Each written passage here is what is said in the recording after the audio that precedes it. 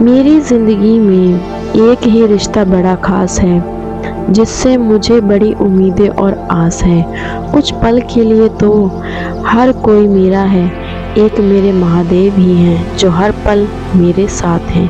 हर हर महादेव। एक बार की बात है, किसानों से नाराज़ होकर देवताओं के राजा इंद्र ने ऐलान किया कि अब धरती पर 5 वर्षों तक वर्षा नहीं होगी। अंत उन्होंने किसानों से कहा, हे धरती के किसानों, अब धरती पर 5 वर्ष तक खेती नहीं कर पाएंगे, क्योंकि मैं वर्षा नहीं होने दूंगा। ये सुनकर सारे किसान बहुत ही दुखी हो गए और उन्होंने इंद्रदेव से हाथ जोड़कर प्रार्थना करने लगे, मगर इंद्रदेव नहीं माने। उन्होंने एक कहा अगर भगवान शिव अपना डमरू बजा देंगे तो 5 वर्षा से पहले ही वर्षा हो जाएगी।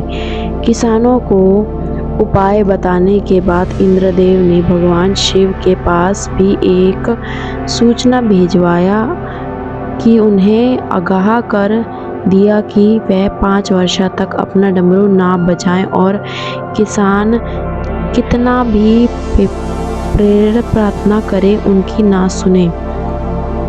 इस तरह से जब किसान भगवान शिव के पास पहुँचे और उनसे डमरू बजाने के लिए प्रार्थना करने लगे, तो भगवान शिव ने कहा कि अब डमरू 5 वर्षों से पहले नहीं बजेगा। भगवान शिव के मुंह से इस तरह की बातों को सुनकर किसान बहुत ही उदास हो गए और उन्होंने एकजुट होकर 5 वर्षों तक खेती ना करने का निर्णय लिया।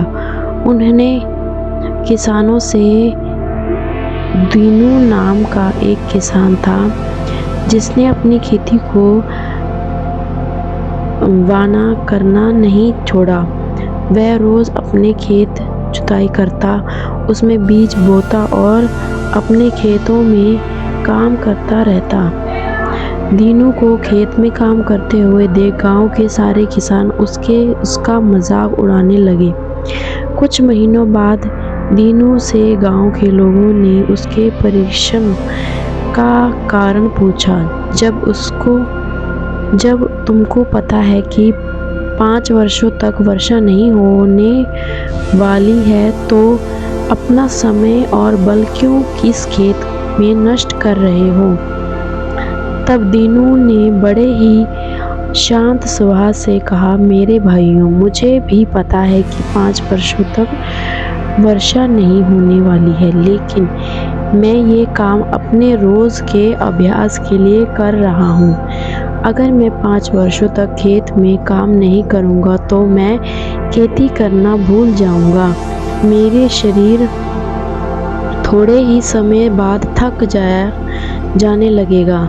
इसलिए मैं ये काम रोज़ करता हूँ, ताकि जब 5 वर्षों बाद वर्षा हो तब मुझे अपने काम करने में कोई कठिनाई ना हो का सामना ना करना पड़े। दीनू की बात कैलाश पर्वत पर बैठी पार्वती माँ भी सुन रही थी।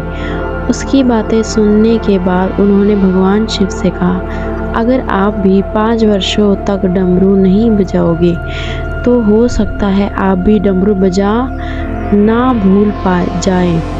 माता पार्वती की ऐसी बातें सुनकर भगवान शिव को चिंता होने लगी। उन्होंने अपना डमरू उठाया और देखा कि वह बजा पा रहे हैं कि नहीं। जैसे ही भगवान शिव ने डमरू बजना शुरू किया, वैसे ही बारिश होने लगी।